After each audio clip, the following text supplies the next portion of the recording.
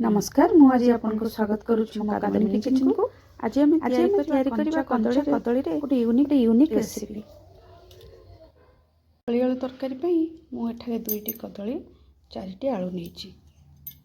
देखंतु कदली को मु एही भली लंबा लंबा काटिकी एहाको हळदी पानी रे पकाई देछि।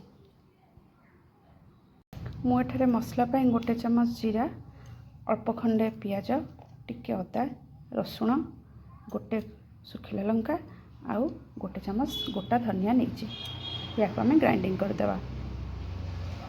देखु बर्तमान आम कड़ाई रे तेल पकाइबा। फुटिबा पई अल्प टिके जीरा, या पर हम आलू कदली को भाजीदेवा। भाजवा समय रे आम गोटे चम्मच लुण, गोटे चम्मच हल्दी गुंड पकाई भल भाव आलू कदली को भाजीदेवा।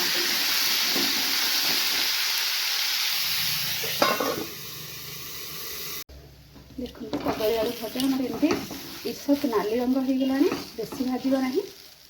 यापर आम मसला पकाइबा। जेहेतु आम कम तेल रे एटा को करुचे तेणु से ही आम मसला पकाइबा। गोटे चम्मच काश्मीर चिली पकाइबा।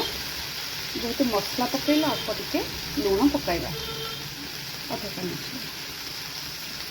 बर्तमान यहाँ भल से बसीदेवा।